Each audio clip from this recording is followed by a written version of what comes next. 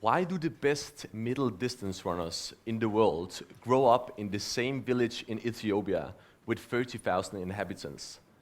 How come that 35 of the world's 100 best female golfers come from South Korea?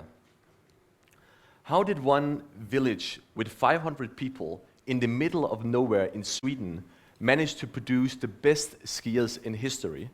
And why do the world's best sprinters, the fastest people on this planet, come from the exact same athletic club in Kingston, Jamaica?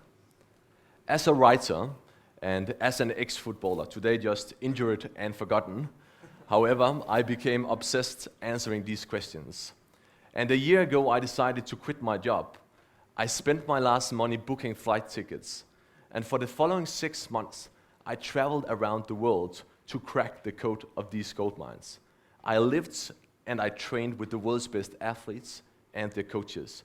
So this is a picture of me training with the famous running tribe of Kenya.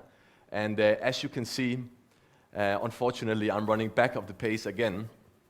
Honestly, if you really want to know how it feels to get your ego massively destroyed by 14-year-old teenage boys and girls, go to Iten in Kenya, go for a run, and you'll quickly understand.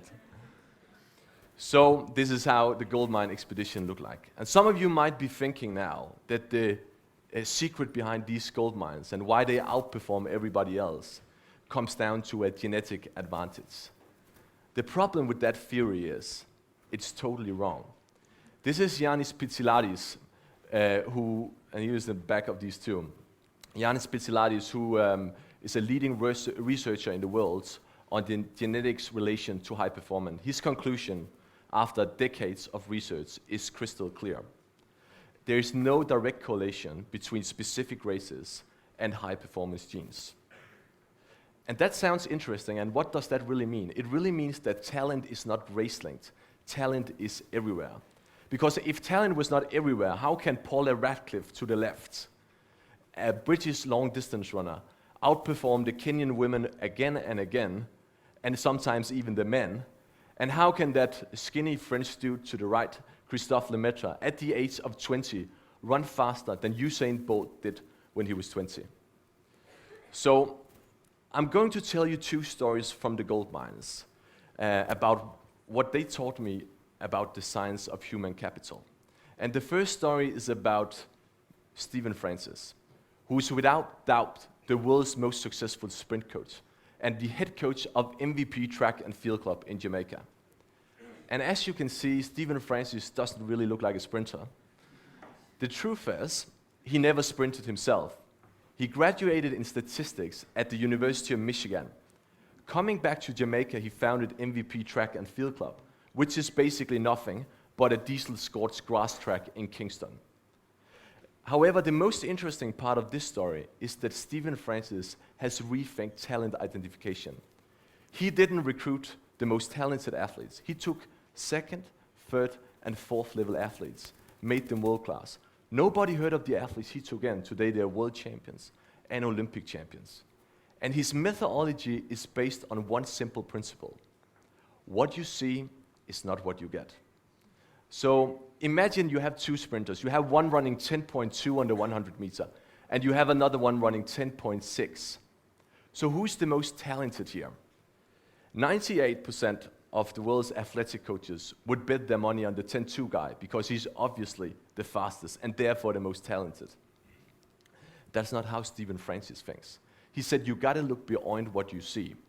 So imagine that the 10.2 guy did have the best coaches, the best training environments, and the best opportunities for developing, while the 10.6 guy basically trained on his own and not in a structured way at all. In other words, a raw 10.6 can be better than a trained 10.2.